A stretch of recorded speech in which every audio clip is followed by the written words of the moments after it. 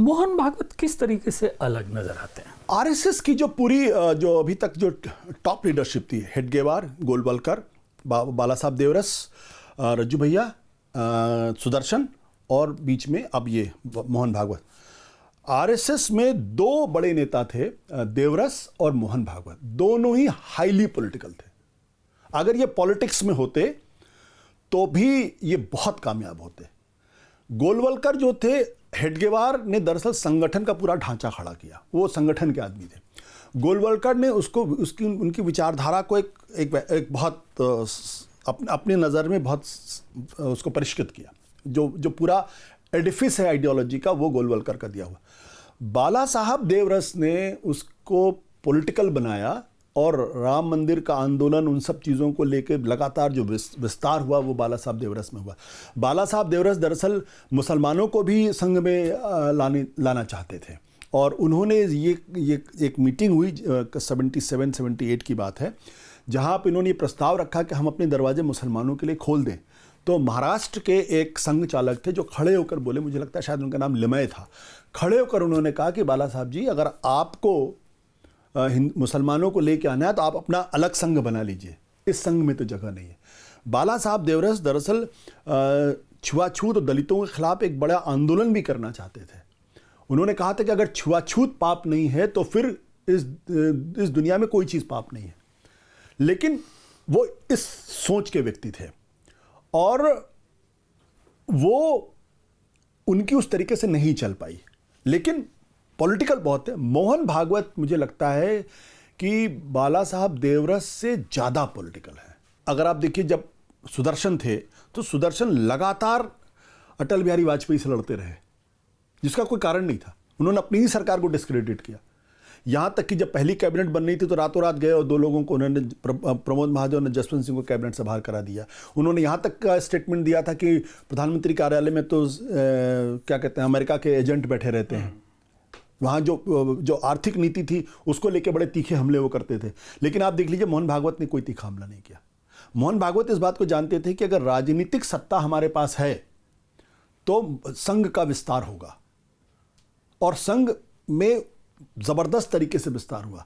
नरेंद्र मोदी को वो बहुत ज़्यादा पसंद नहीं करते, लेकिन वो नरेंद्र मोदी की बीजेपी और आरएसएस के प्रति जो उनकी उपादेयता है उसको वो समझ रहे थे, और वो इसलिए समझ रहे थे क्योंकि केंद्र के अंदर सत्ता उनके पास थी। तो आप देखिए पिछले 11 सालों में संघ का कितना विस्तार हुआ है, कितने एसेट्स उनके क्रिएट हो गए हैं, कितने। और सबसे बड़ी बात ये थी, जो संघ को लेकर, हिंदुत्व को लेकर जो लोगों के मन में गिल्ट था वो पूरी तरीके से खत्म। जीवन शैली भी बदल गई है। हाँ, जीवन शैली भी बदल गई, फैशनेबल बना दिया। मतलब आज 2014 के पहले लोगों के लिए कहना मुश्किल था कि मैं संघ का हूँ। पढ़ा लिखा आदमी अपने को नहीं बोलता था, या हिंदुत्ववादी है, राइट विंगर है। 2014 के बाद किया।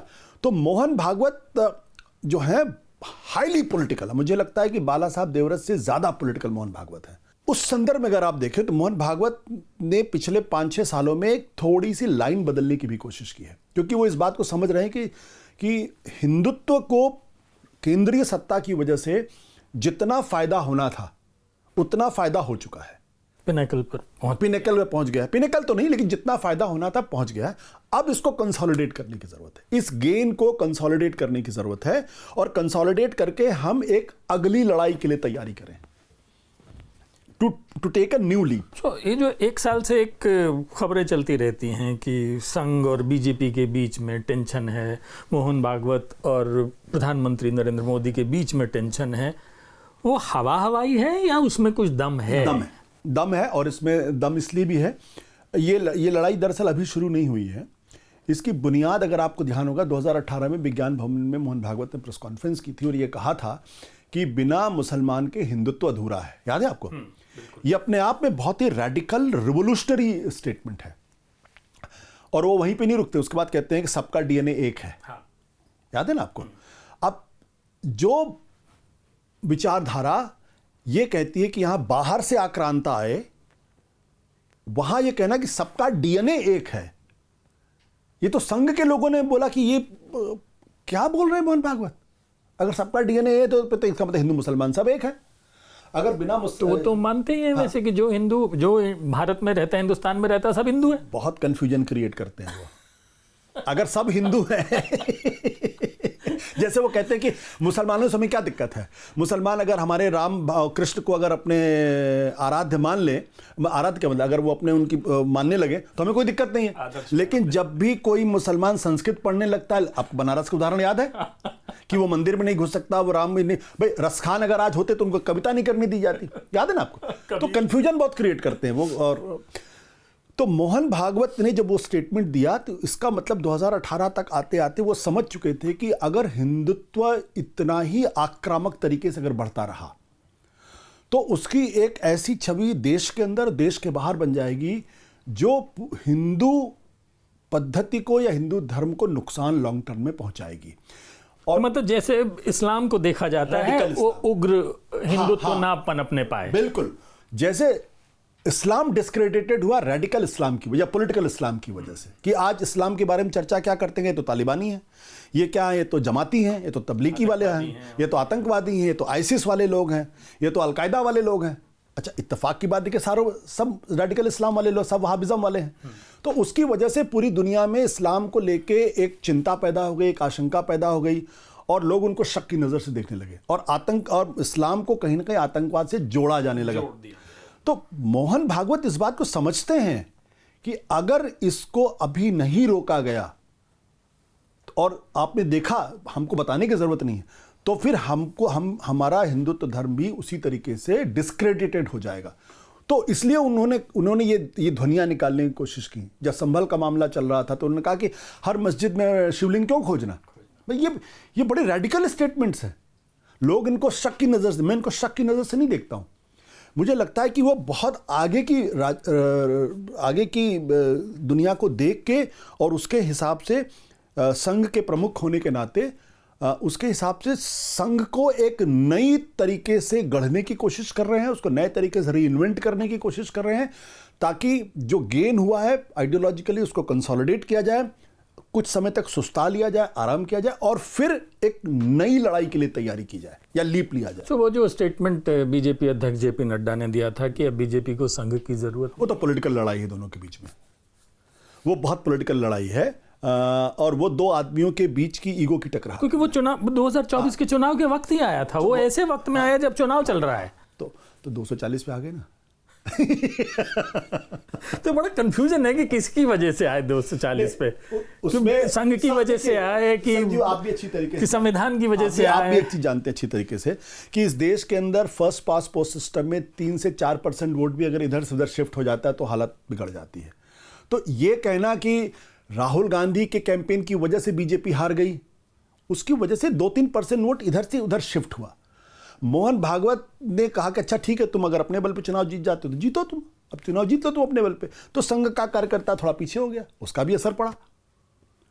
संघ का कार्यकर्ता भी थोड़ा पीछे हो गया, उसका भी असर। तो सब चीजों का समग्र रूप सामने देखते हैं।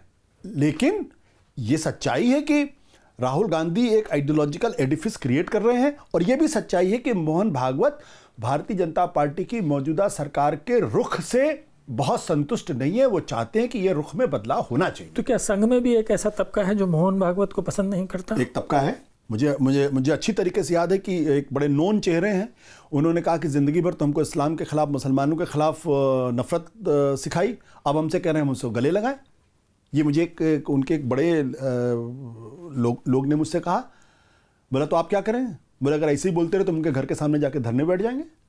धरने बैठ जाएंगे? ये कहा उन्होंने। संघ में तो ये होता ही नहीं कभी। संघ में आरएसएस प्रमुख को मोहन जी नहीं कहते, भागवत नहीं कहते, परम पूजनीय शब्द का इस्तेमाल करते हैं। परम पूजनीय मोहन जी, परम पूजनीय भागवत जी, परम पूजनीय हाँ सच। तो परम पूजनीय शब्द का इस्तेमाल अगर कोई आरएसएस का वर्कर या कार्यकर्ता नहीं करता, इसका मतलब आप इमीडिएटली समझ लीजिए कि उसके मन में उनको प्रति वो सम्मान नहीं जो होना चाहिए। तो इसलिए अच्छा होता क्या है कि किसी भी पॉलिटिकल पार्टी में, किसी भी संगठन में एक से ज्यादा अप्रोच हो सकते हैं। भाई मोहन जी कह रहे हैं कि देश को इस तरफ लेके चलना चाहिए, एक तबका हो सकता है जो उसको उस तरफ लेके जाना चाहे, तो टकराहट होती है। लेकिन संघ के अंदर एक जबरदस्त चीज है जो दुनिया में शायद किसी और पॉलिटिकल पार्टी में नहीं है, वो है कॉन्फ्लिक्ट रेजोल्यूशन मैकेनिज्म में गजब की रेजिलियंस है। इसलिए आप देखिए संघ में कभी बंटवारा नहीं हुआ। संघ ने अगर किसी को छोड़ दिया तो फिर वो निकल गया, फिर उसका जीवन खत्म हो गया। जीवन मतलब आउट हो गया वो। बीजेपी के अंदर आज तक कोई बंटवारा नहीं हुआ।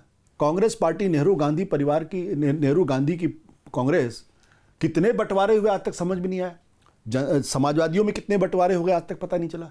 वामपंथियों में कितने बंटवारे, सीपीएम, सीपीआईएम, तो विचारधारा में कोई कंफ्यूजन नहीं है वहाँ पे, वो रिजॉल्व करते हैं।